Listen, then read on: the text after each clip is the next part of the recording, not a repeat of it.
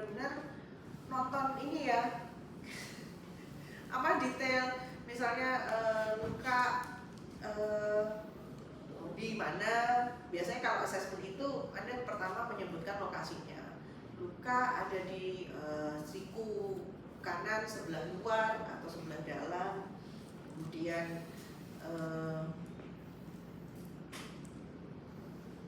ukurannya berapa kali berapa, kemudian terdapat pasir atau mungkin kalau biasanya KLL gitu ya, terdapat pasir. Tinggal apa yang ada di luka itu Anda sebutkan. Kemudian misalnya kalau luka yang lain, ulkus misalnya, ulkus ukuran sekian kali sekian, panjang lebar kali berapa dalamnya, kira-kira grade berapa, karena tampak bagian-bagian ini, misalnya sudah tampak bagian dermis, Anda bisa bilang grade 2 gitu. Atau sudah tampak jaringan tulang, misalnya itu grade 4. Kemudian pinggirnya apakah menggaung, ada pus atau tidak, ada darah atau tidak di sekitar luka.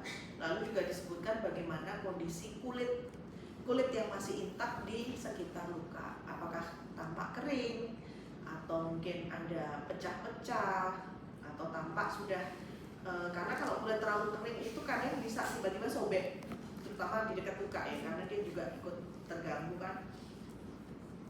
Apakah ada robekan misalnya. Kemudian setelah melakukan assessment, nah yang seringkali adik-adik lupa itu adalah satu, adik-adik perlu menjelaskan langkah-langkah yang mau dilakukan pada pasien. Kemudian yang kedua, setelah pasien memahami apa yang akan Anda lakukan, Anda minta izin. Bersedia untuk saya lakukan prosedur tadi. Kalau sudah dapat izin, kemudian Anda menyiapkan alat. Nah, menyiapkan alat itu ada hal-hal yang bisa Anda siapkan sebelum Anda cuci tangan, dan ada yang Anda siapkan setelah cuci tangan. Seperti yang ada di area steril ini hanya bisa Anda lakukan atau Anda sentuh ketika sudah cuci tangan dan pakai enscool. Tetapi seperti salin, povidone iodide, vaselin, kemudian plester, Anda boleh misalnya menyiapkan, kan sudah tahu ya tadi dimensi lukanya. Berarti kan Anda sudah punya bayangan, ini nanti kalau saya tutup pakai kasa, kira-kira saya butuh ini seberapa. Nah, Anda siapkan dulu boleh. Gitu kan, ini kan nggak steril ya. Jadi Anda nggak perlu berhandscool dulu untuk bisa buka. Misalnya Anda siapkan di pinggir itu berapa kali berapa, secukupnya aja, nggak usah. Kalau Anda bingung, aduh saya belum guntingnya ada di sini nih, steril. Ini nggak perlu pakai gunting, Anda bisa. Jadi memang memang jenis plasternya kayak gitu. Kemudian kalau misalnya ada, tahu Hipafix nggak? Hipafix itu plaster warnanya putih, dia breathable. Jadi meskipun dia waterproof, tapi kulit di bawahnya itu tetap bisa bernafas gitu. Dia itu gulungan bentuknya, gulungan. Anda bisa siapkan itu, Anda kira-kira aja dulu. Oh, nanti saya akan siapkan segini, karena guntingnya kan ada di sini. Kalau di pavit itu harus digunting. Jadi nanti ketika Anda mau pasang ya, ketika sudah pakai enscool, karena harus digunting. Gitu. Kemudian ini kalau masih tertutup begini, dia bisa di luar. Tapi nanti Anda mengeluarkannya harus ketika sudah steril dengan. Kemudian setelah mempersiapkan alat, Anda cuci tangan, kemudian pakai enscool. Kadang-kadang karena Anda lumayan panik biasanya pada saat ujian, yang makan waktu lama adalah pakai enscool. Jadi Anda betul-betul harus berlatih bagaimana cara pakai enscool. Kemudian usahakan tidak pakai aksesoris, karena mau nggak mau ketika mau pakai enscool itu aksesoris harus lepas.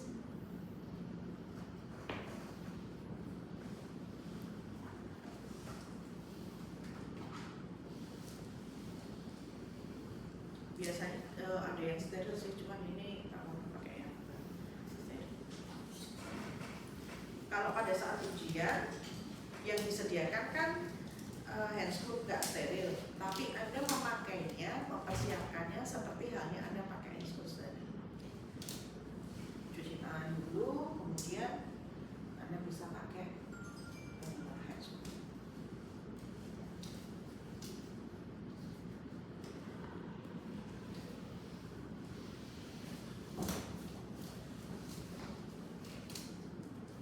Lalu setelah itu Anda bisa melakukan toilet ya. Nah, kalau udah gini kan Anda bingung, aduh, iodinnya belum dituang. Nah, Anda harus tuang ini sebelum cuci tangan. Kadang-kadang sudah ada yang nuang gitu, jadi di sini sudah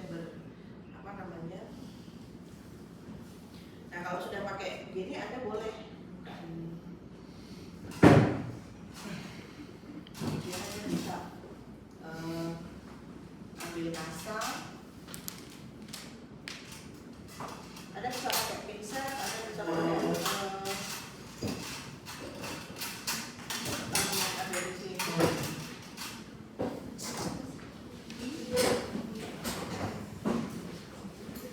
Boleh maju nggak? Ini bisa celupkan ke sini kan, ke povidone iodine, kemudian melakukan toilet. Nah, ketika melakukan toilet ini Anda memutarnya keluar karena kan kita pengen bersih ya, nggak infeksius. Nah, kalau ini nggak Anda pakai lagi, Anda boleh masukkan ke bengkok, tapi jangan masuk lagi ke sini. Anda bisa taruh di luar. Kalau sudah, Anda bisa tutup buka. Nah, gitu. Kemudian Anda sudah siapkan air untuk irigasi, pakainya normal salin. Kenapa pakai salin 0,9%? Dicari ya kenapa? Kenapa nggak pakai ringer laktat? Kenapa nggak pakai glukos? Kenapa nggak pakai D5 gitu? Biasanya sih ada kepala jarum untuk mengeluarkan ini. Gitu. Jadi nanti Anda keluarkan secukupnya. Jadi berdasarkan asesmen tadi kan Anda bisa lihat ya ukurannya, ukuran lukanya, dalamnya, kemudian kotornya. Misalnya meskipun dia sempit, tapi kalau dia KLL harus banyak pasir, ada kerikil, ada batu, kan butuhnya tetap banyak gitu. Jadi Anda siapkan. Kalau di buku kayaknya pakai ini 50 cc. Kemudian Anda lakukan irigasi. Kadang-kadang bisa sih kalau misalnya memungkinkan bengkoknya Anda taruh di bawah luka. Jadi nanti kalau misalnya airnya kemana-mana tuh yang nampani itu bengkoknya. Jadi diirigasi.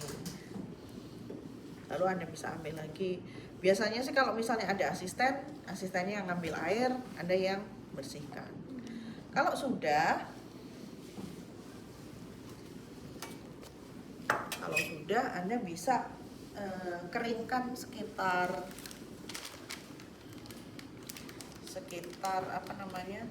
luka itu dengan kasa steril. Nah, mengeringkannya itu tidak sampai ke tengah-tengah ya. Artinya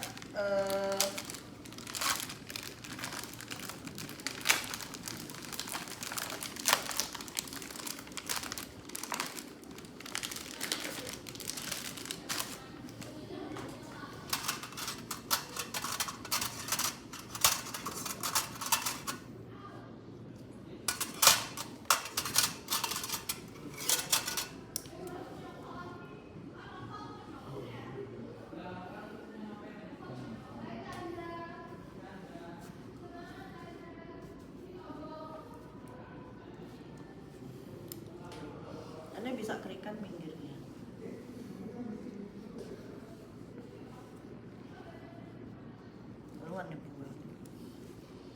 Nanti kalau sudah, nah tergantung perlu ini nggak, perlu dibersihkan nggak itu, mungkin ada jaringan mati, ada apa bekas-bekas pus yang mengering atau darah yang mengering. Nah, jika memang ada jaringan yang perlu disiangi atau perlu dibersihkan, ada gangren, ada jaringan mati, Anda bisa pakai dua tools ini. Jadi yang ini untuk pegang jaringannya, ya kan? Dia kan ada giginya kan, bisa apa nyubit ya, bisa nyubit. Itu sambil Anda potong, terus dibuang ke beko. Tanda bahwa jaringan mati itu sudah nggak ada adalah Anda sampai pada jaringan yang berwarna merah atau merah muda, kemudian kadang ada juga yang keluar darah. Itu berarti sudah jaringan sehat, jangan Anda potongi lagi. Itu kalau sudah, kemudian kalau misalnya masih ada darah ya, Anda bisa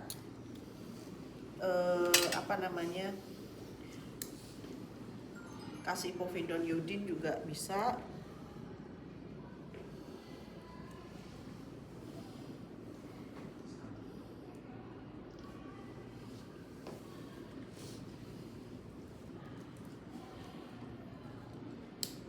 Ambilnya harus kayak gitu dong. Enggak juga sih, suka-suka Anda ngambilnya. Enggak gitu. Darahnya dikeringkan kan pakai povidone iodine. Sudah, ini Anda buang. Misalnya udah nggak dipakai lagi. Dari situ misalnya udah selesai, kita bisa kasih nih. Nah, kan bisa dikira-kira tuh besarnya ya. Maka terus diukur, dipotong. Nah, ini tuh ada filmnya, Dek. Ada plastiknya ya. Kadang kalau yang model lama itu ini kertas kayak kertas roti gitu, burem, putih burem gitu. Nah, misalnya kita cuma butuh kecil tuh.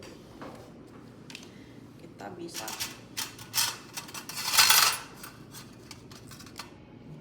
potong sesuai besarnya.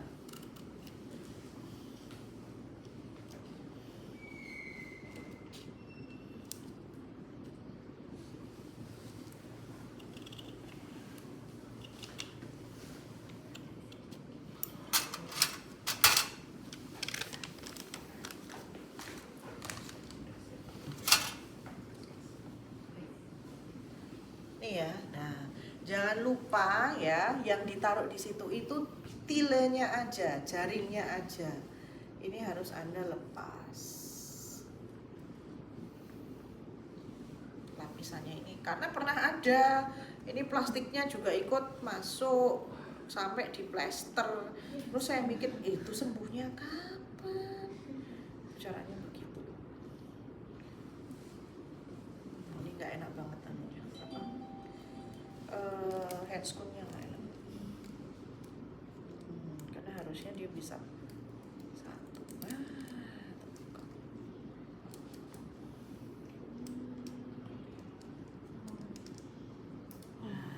Kadang-kadang kalau sorry.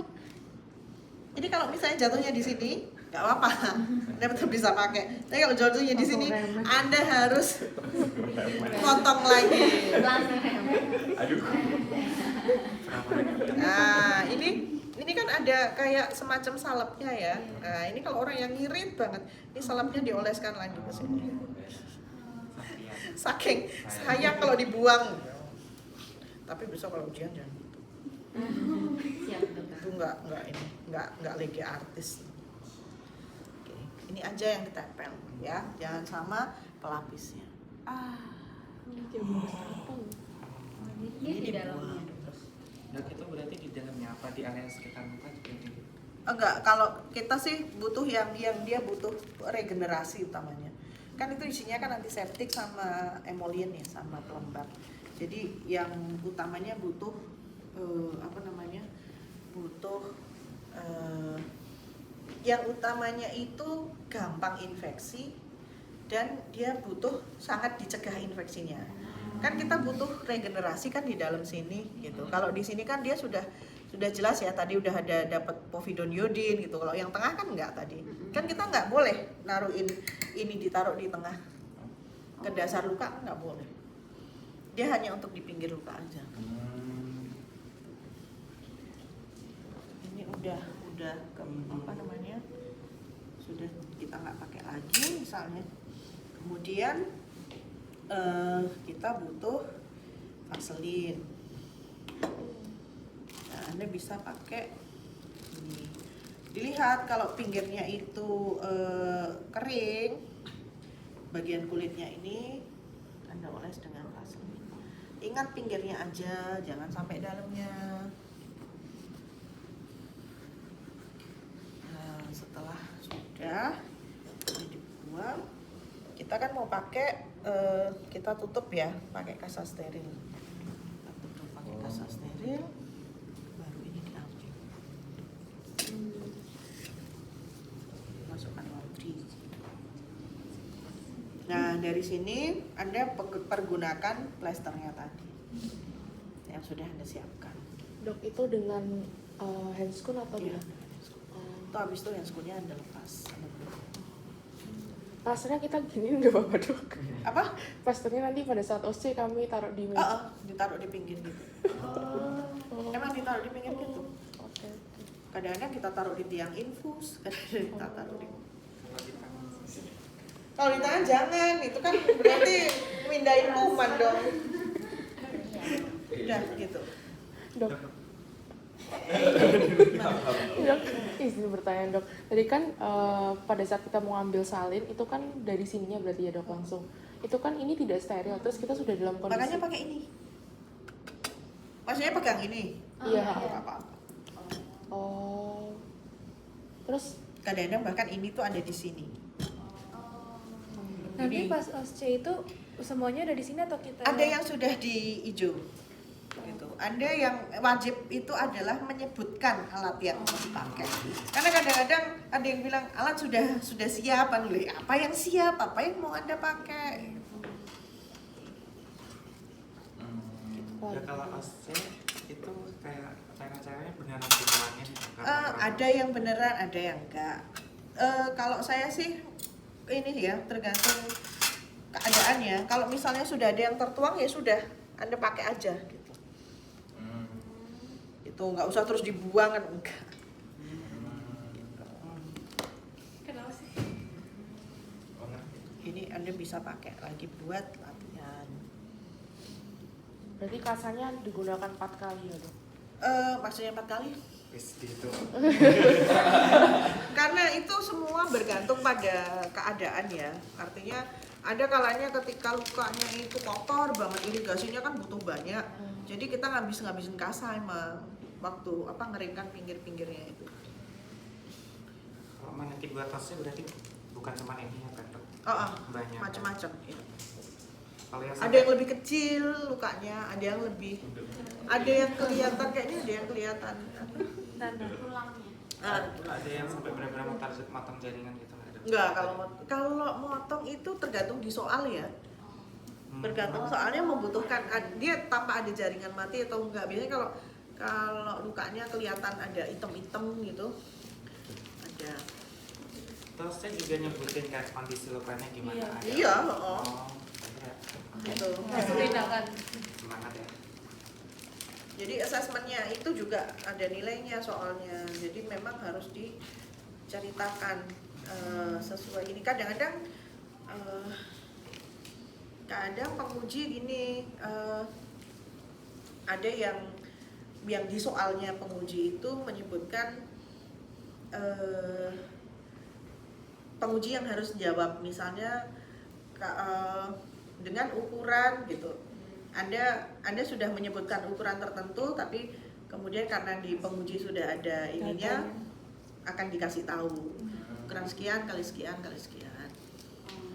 Misalnya Anda bilang terdapat gangren gini-gini.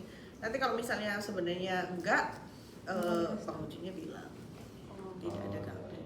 Tapi misalnya ya itu luka kecelakaan lalu lintas, kok Anda menyebutkan terdapat gangren, itu kan nggak mungkin banget ya. Kecelakaan der gitu sudah selesai, padahal gangren itu kan kronis sifatnya. Ya nggak akan dikoreksi, itu jadi mengurangi nilai Anda. Jadi Anda harus tahu juga di buku ada kok. Biasanya luka kayak gini dapatnya dari mana, pada apa gitu, pada luka apa. Dok, buat kita tahu kayak ukuran panjang, lebar, sama tinggi luka itu kita ukur pakai penggaris ini atau yang gimana lagi kan kan ada kayak penggaris kan? Itu scalpel. Ini ada ininya. Oh ya pakai ini bisa. Tapi kalau misalnya di lapangan biasanya kan Anda bisa pakai. Berarti itu ada di sini, Dok. Penggarisnya. Penggarisnya di luar. Maksudnya di luar tuh nggak di tempat steril. Oh. Boleh nyentuh lukanya dok kalau yang Kan Anda penggaris? nggak perlu nyentuh. Oh di Iya. ngawang gini aja. Oh, jadi cuman kayak Coba gitu. bukan. Enggak gini ya? Jangan Kalau kedalamannya kan bisa ada kira-kira deh. Oh. Ya, Berarti gini aja, Dok. Nah, 30. ya, oke. 30. Sebelum pakai handphone kan berarti ya? iya. Ada lagi?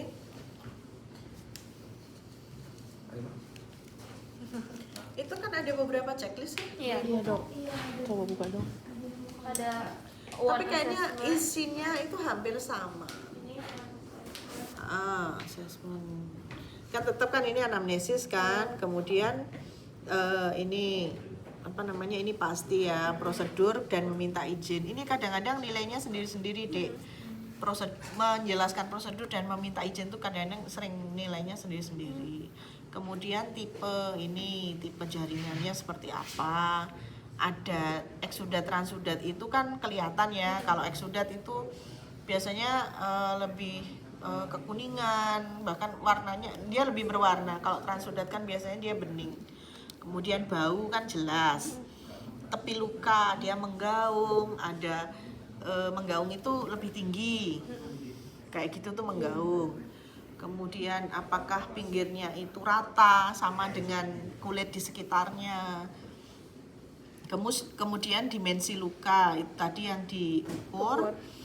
Kemudian ada undermining atau enggak, sinus atau enggak gitu. Tapi kalau ini biasanya jarang sih. Ini cabas yang pertama, cabas kedua ini. Itu ya Longgar. one-care-nya ya. Nah ini kalau ini biasanya cuman pakai handscoon. Jadi kan cuci tangan dulu kan. Jadi yang ini jarang dilakukan. Kemudian sarung tangan steril, wound toilet sirkuler keluar tadi ya sudah tahu. Lalu dipasang duk steril, kemudian pakai NaCl 0,9%. Kemudian dikeringkan sekitarnya, bukan di lukanya. Gitu. Nah setelah itu langsung, kalau ini langsung ditutup. Sofrantul itu yang ini tadi. Oh ya, ini jaring. Kemudian ditutup dengan ini pakai vaselin itu kalau pinggirnya itu kering, kulitnya terlalu kering Anda pakai vaselin. Kalau misalnya kulit di sekitarnya tidak kering ya nggak pakai vaselin, nggak apa-apa. Tapi di sini ada checklistnya. Ya makanya kan harus disebutkan. berarti tidak Kalau menggunakan. misalnya Anda nggak pakai pelembab karena kulit di sekitarnya tidak kering misalnya, itu nggak apa-apa. Dok Kemudian ini luka kering atau ini? itu kalau kayak gitu Tergantung soal. tergantung soalnya. Oh, oke. Kemudian ditutup dengan kasa steril, ditutup dulu ya, baru dilepas duk sterilnya. Tapi kalau kita nggak ada sampai jahit itu belum ada. Kalau jahit nggak beda lagi kan? Capek nih. Ada lagi. Kakek aktif semangat. Lagi boleh. Terus saya mau tanya. Ini kalau misalnya sofratulnya motongnya seluka-lukanya gitu masalah nggak? Apa masalah karena boros kan? Kan dimarahin rumah sakitnya dong. Agak sama potong. Saya masih menyebutkan karena waktu yang terbatas, misal kita baru sampai sini tapi kayak waktunya udah 1 menit lagi, kita tinggal ngomong-ngomongin. Ini hanya yang di titik loh. Oh yang Hanya dikitin. soal ini doang loh. Maaf. Jadi kalau yang lain kamu sudah waktunya habis ya sudah. Maaf. Saat OC Ya jadi yang bintangin aja. Yang dibintangin kan cuman soal pakai apron, head cap dan lain-lain Oh kan. tapi nggak tersedia ya dok? Enggak. Oh. Yang ada hanya handscoon. Kayak ini ada di bawah lagi ada. Udah Ada nggak ada. grade-grade-nya kok di bawah itu. Ini udah nggak ada di mana kan? Ada Itu yang ada page baru. wound care 2 itu lebih detail woundnya. Jadi ada luka bakar, ada luka apa namanya ulkus. Nah, kan itu kan beda-beda ya. Yang Itu. ini yang one care pertama. Iya, Ini yang pada prinsipnya itu seperti ini semua. Oh. Cuman bedanya Anda lihat aja bedanya nanti. Kalau ini kan seperti kalau luka bakar asesmennya Iya, itu ada persen menilai. luka Iya. bakar. Kemudian sama derajat luka bakar. Karena ada kadang-kadang kalau derajatnya rendah tapi dia mengenai kayak muka, kemudian sekitar kelamin, itu dia derajatnya naik. Gitu. Kemudian perawatan luka bakar itu prinsipnya kan sama ya sebenarnya. Kalau bulannya intak itu bulan, jadi kalau di grade 2 itu kan selain kemerahan kemudian ada bulannya. Nah, bulannya itu jangan dipecah, jangan sampai pecah. Nah, kemudian biasanya pinggir-pinggir bulan itu kering, Anda kasih vaselin. Tapi intinya pengerjaannya sama kayak Sama, urut-urutannya sama. Gitu. Kemudian kalau ini luka ulkus decubitus kan sama kan. Cuma dia ada penilaian blancing di area yang merah itu seperti apa. Nanti Anda lihat di buku di atasnya. Kemudian menilai ada odem atau enggak, karena biasanya kalau ulkus decubitus tuh ada bagian-bagian yang odem. Kemudian setelah itu sama kan, cuman ngoles vaselin di area yang kemerahan.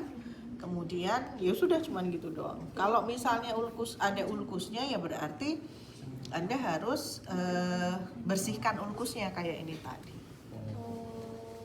Bersihkan kemudian dikasih. Ini sih ini yang tadi saya cari. Enggak mestinya Ambil salin. mestinya, tapi ini kecil banget kosnya. Nggak cukup kan? Nggak bisa. Karena harusnya ininya pakai yang gede. Gitu. Kalau dulu saya karena ini kan apa namanya buru-buru gitu kan. Ini tak masukin. Nah, ini terus irigasinya tuh ini dipencet gitu. Jadi airnya keluar. Kalau emergency. Pastinya gitu.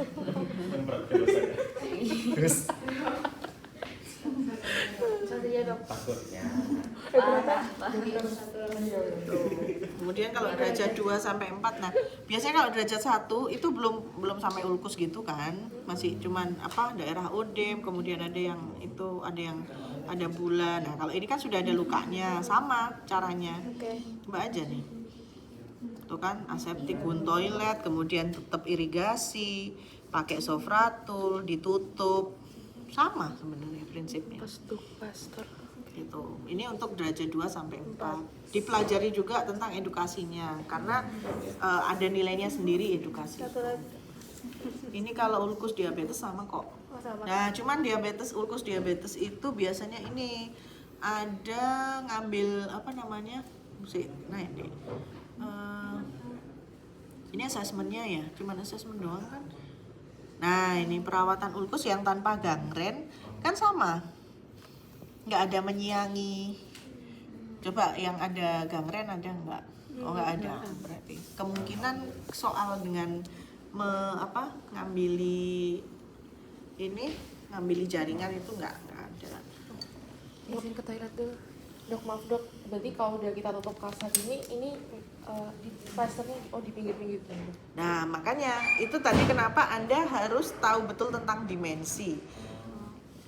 Kalau seperti ini, ya nutupnya mestinya ke 4, 1, 2, 3, 4. Harus pas 4 gitu dong. Boleh nggak di Kadang-kadang lebih dari itu. pinggir? Jangan dong. Udah lepas. Mohon maaf dok. Yang itu yang ini. Oh, harus yang ini. Kalau yang tadi yang klaster vaksin. Yang hipavik itu, Hipavik. kalau hipavik itu bisa Gitu boleh, seluruhnya. nggak boleh. Jadi hipavik itu kan Hipafik itu gedenya kira-kira segini. Lebarnya itu kira-kira segini. Kalau nggak pakai Hipafik itu pakainya 2. Satu Di sini, nanti satu lagi di sini. Dok, kalau lukanya tuh besar banget, terus satu ini nggak cukup? Kan itu bisa dibuka, Mas. Oh, berarti lebih tipis nggak apa-apa? Enggak, di ini pakai 2. Atau pakai dressing yang lebih besar. Ini kan bisa. Tapi biasanya jarang sih luka terlalu gede gitu. Ini beda. Kena apa sih? Apa? Kecanggul.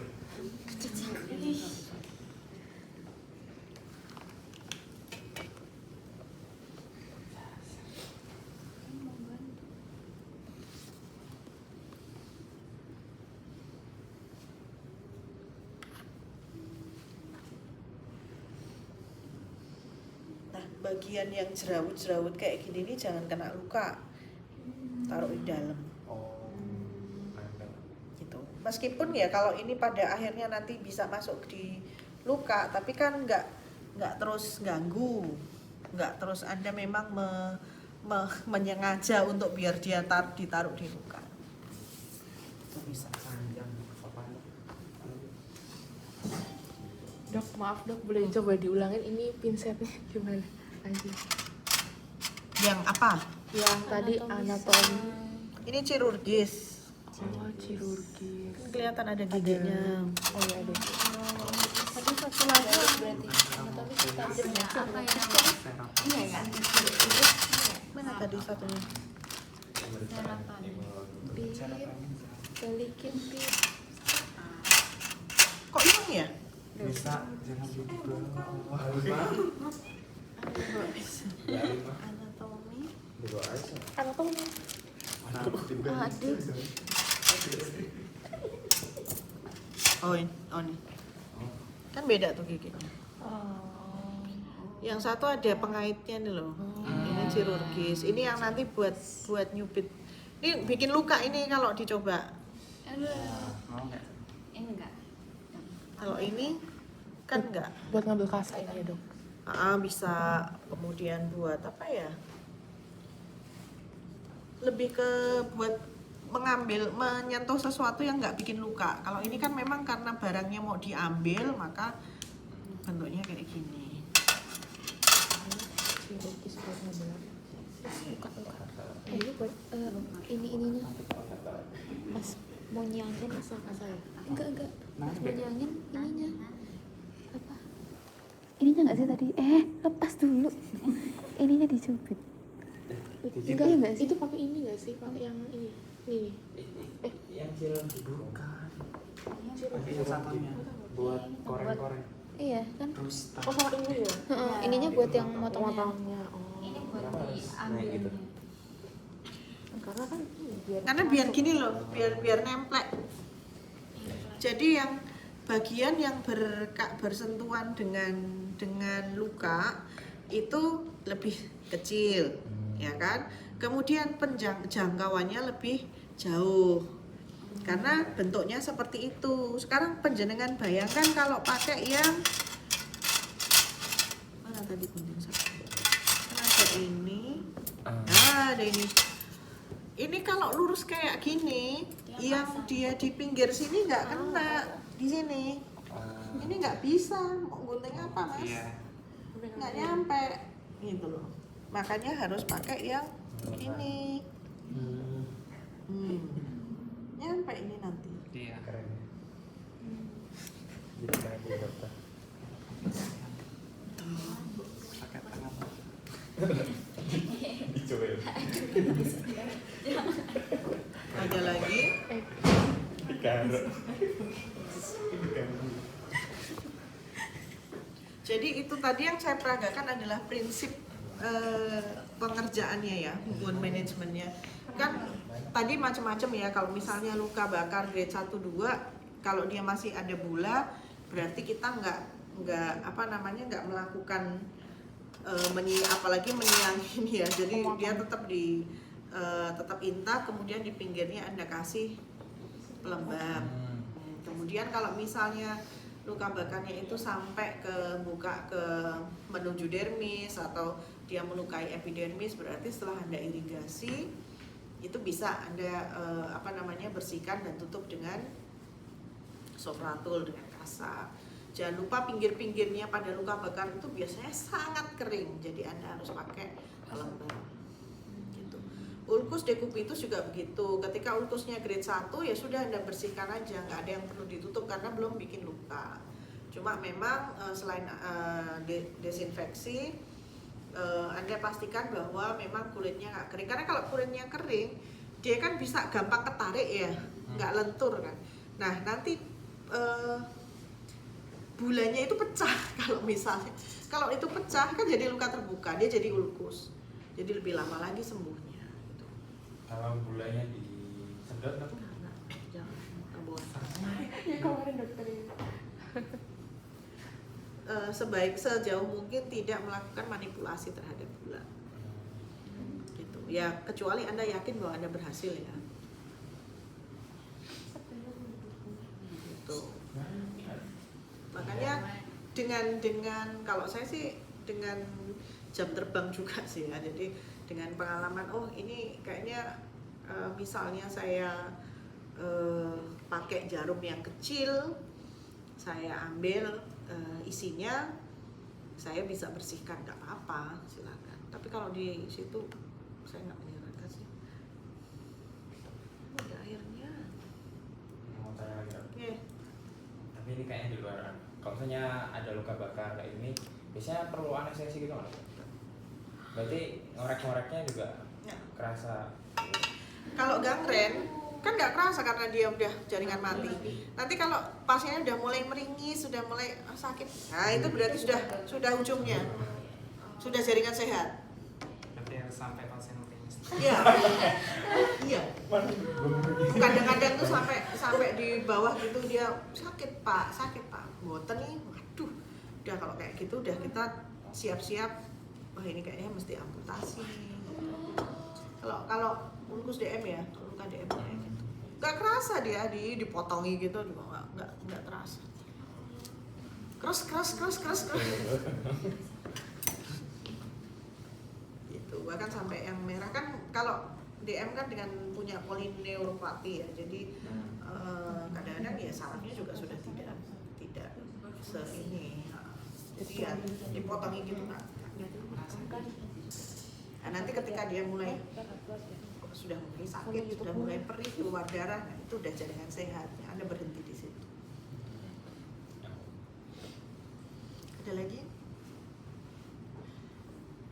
Anda coba sih masing-masing checklist itu, meskipun tampaknya isinya sama ya. Cuma Anda kan harus tahu, kalau yang model ulkus grade sekian ini saya tidak nutup luka. Untuk ulkus yang grade sekian sampai sekian saya harus sampai di dalam, saya harus nutup luka, harus pakai Sofratul. Kalau luka bakar derajat sekian itu berarti irigasinya harus kayak gini. Dibuat aja petanya. Dibuat petanya kayak apa-apaan. Jawa. Ya, prinsipnya kan semua hampir sama. Manajemen lukanya hampir sama. Ada pertanyaan lagi?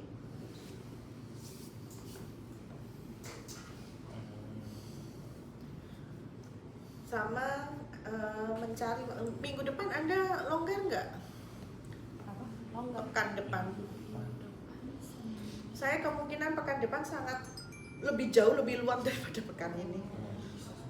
Jadi kita bisa responsif. Seminggu sebelum